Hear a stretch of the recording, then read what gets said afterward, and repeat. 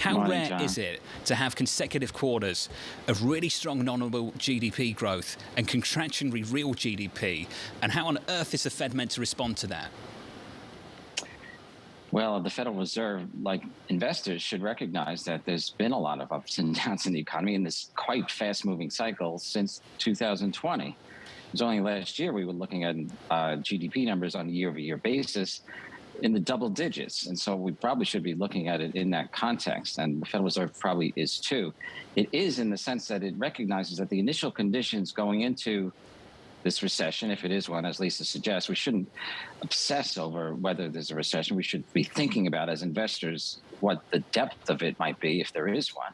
But the initial conditions going into this weaker year, as we could certainly call it, given the two negative GDP prints, was quite strong in lots of areas. And it suggests that the economy can handle a strong negative conditions, and so a strong storm, if you will.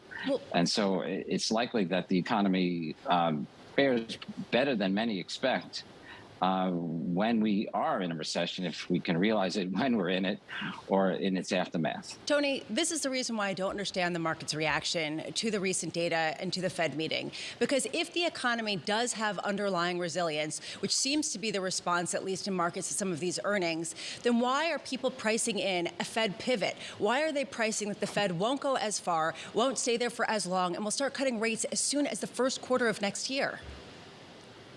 It probably is a recency bias and reflects the experience of the 2010s and this idea that the Federal Reserve and other central banks can't go very far with their policy rate. We agree with the idea of a new neutral, the view we established in 2014, that the neutral policy rate today is probably lower than it has been historically. But it is what I think investors therefore are missing.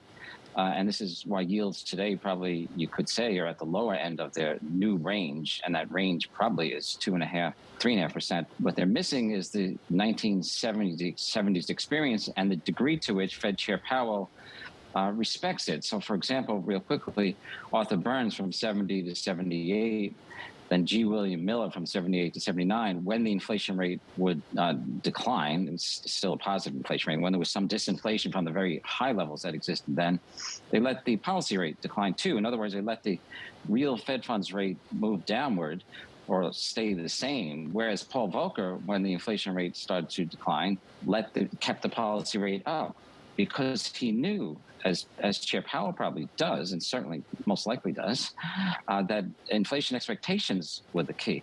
And the final ingredient to this, Lisa, is that we have new legions of people in the public that believe that the inflation rate could accelerate. And so the Federal Reserve need be conscious of that. So in other words, only boomers like me thought the inflation rate could accelerate before this recent episode. Now today, millennials, Gen X, Y, Z, all are believers in the idea of faster inflation. So therefore, the Federal Reserve in 2023 ought to be, and probably will be, cautious about cutting the policy rate and declaring victory on inflation when it moves down, and will be a little Volcker-esque in that sense and let the real Fed funds rate increase as the inflation rate comes down. Tony, just quickly, Lisa mentioned that it's the best month for the S&P 500 going back to November of 2020. It is also the best month for global bonds going back to November of 2020. How long can they keep moving in the same direction? Well, Kelly, as I mentioned, if you think of the valuation metrics and the possibility of recession and things of that sort, perhaps for the bond market, yields are moving toward the lower end of the range. So in the three components for a bonds yield, the term premium, the neutral policy rate, or where the policy rate should be relative to the inflation rate and inflation itself, you come up with the math. Most equations back of the envelope or more sophisticated seems to suggest a range ahead of 2.5%, 3.5%. What markets seem to be doing to some extent, at least in the bond market, is entertaining the idea that Fed can't go far. It's an idea it should have thought of up anyway, and it's probably simply settling into a range. For the equity market, some of it, of course, reflects the optimism that might be building, not just toward the idea that the policy rate may not have to go as high as some feared, but that the economy is stronger, at least its foundation is stronger than many thought. And there are lots of reasons to think that, ranging from the household sector's balance sheet, the housing sector, and the skinniness of inventories relative to history.